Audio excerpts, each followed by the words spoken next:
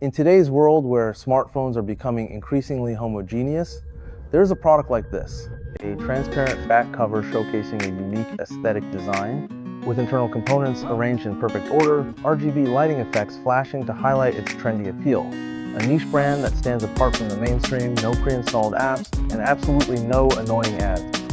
That's right, it's the Nothing Phone 3. Speaking of the brand Nothing, we have to mention its founder, Carl Pei. As the co-founder of OnePlus after OnePlus returned to Oppo, he established the new brand Nothing, which carries a lot of the OnePlus DNA. Passion, geekiness, small yet refined, never settling every ambition that OnePlus achieved or failed to achieve, has now been pinned on Nothing, as if it's the last hope of the whole community. But when the Nothing phone was released, its exquisite appearance, flagship level price, and mid-range performance made fans realize one thing. You can't step into the same river twice. Still, to survive in the brutal smartphone market, Nothing must have some real skills. We've seen plenty of phones with transparent back covers, like Xiaomi's Transparent Explorer Edition and Red Magic's Transparent series. But the design style of the Nothing phone is truly unique, using highly abstract geometric lines to replace exposed components. It has less of the hardcore rough industrial vibe and more of the orderly aesthetic of a blueprint, achieving a coexistence of industrial and minimalist styles to some extent. It's like having the blueprint of an aircraft carrier laid out in front of you. What guy could resist that kind of temptation? On a body so full of design flair, the layout of the three cameras seems rather random. In fact, simply moving the top telephoto camera a few millimeters to the right would have avoided this issue. But unfortunately, Nothing chose the option that drew the most criticism.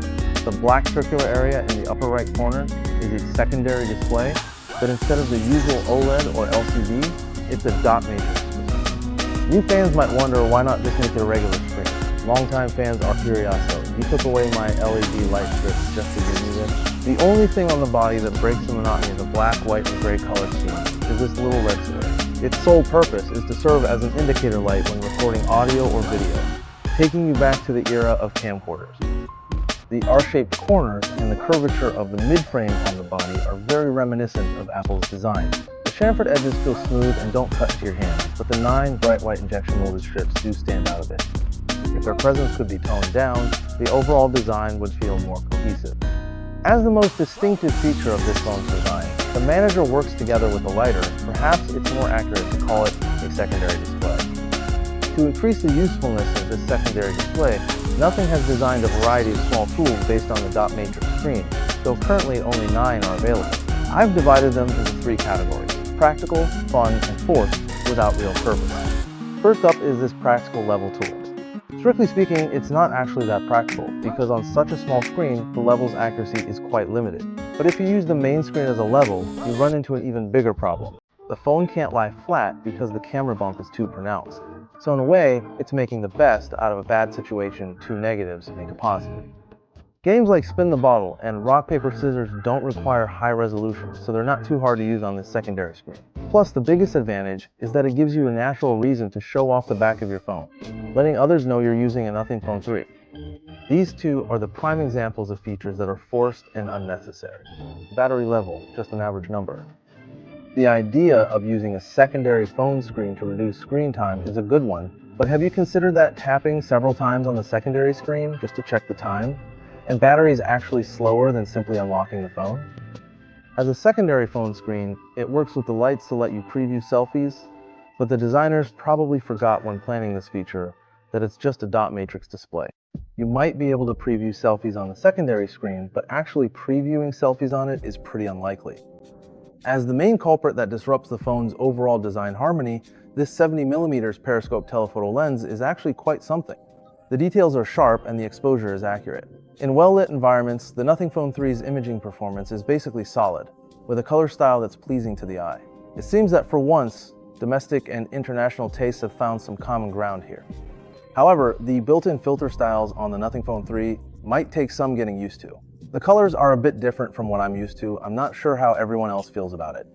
Additionally, possibly due to limitations in sensor size, the Nothing Phone 3 tends to reveal its shortcomings in noise control and detail smearing in backlit or low-light scenes, so you'll need to pay extra attention when shooting in these conditions. The system style of the Nothing phone also follows the same design philosophy as its exterior meticulously crafted, but only halfway there. The design style of the home screen widgets is consistent and highly polished, but the icon adaptation just can't keep up. Among the default icons, the colors of the Nothing phone apps and Google apps clash, and after installing Chinese apps, the colorful mishmash becomes even more pronounced. After switching to the Nothing icon pack, everything does look unified, but it'll take some effort to find your apps.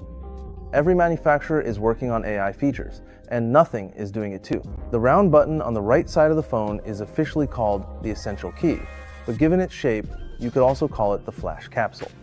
Pressing the capsule key on any screen lets you take a screenshot and add notes using either voice or text. Double-clicking the capsule key brings you into this memo space, where you can see your notes neatly organized by AI. You might think it's very similar to Oppo's one-tap flash memo, and I feel the same way. Maybe that's just the bond with my old company. But if you get used to this feature and want to use Nothing Phone's AI capabilities to analyze other recordings, sorry, there's a limit of only 300 minutes per month. As for its performance, you can refer to our gaming test.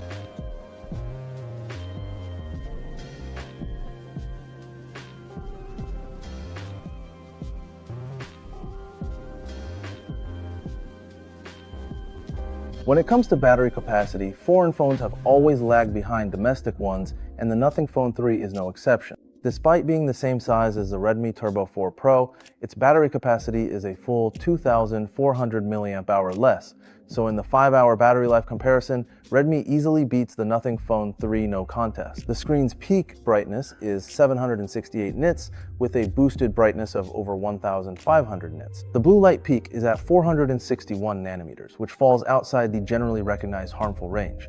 But its color gamut and color accuracy aren't particularly outstanding. The sRGB color gamut coverage is 97.8%, and the P3 color gamut coverage is 95.8%, which is still acceptable. So, how should we evaluate the Nothing Phone 3? With its distinctive appearance and bold pricing, it might still be able to compete with Samsung and Google overseas. But in the highly competitive mainland market, users will probably ask themselves before placing an order, why buy a phone whose main highlight is its looks? From this perspective, if Nothing shifts its focus to the trendy gadget market, it could have much more room to grow. In that space, aesthetics alone can justify the product's entire existence. Alright, that's the end of this video. If you found it helpful, feel free to follow, like, save, and share. This is YLab, I'm Sharon, and I'll see you in the next episode.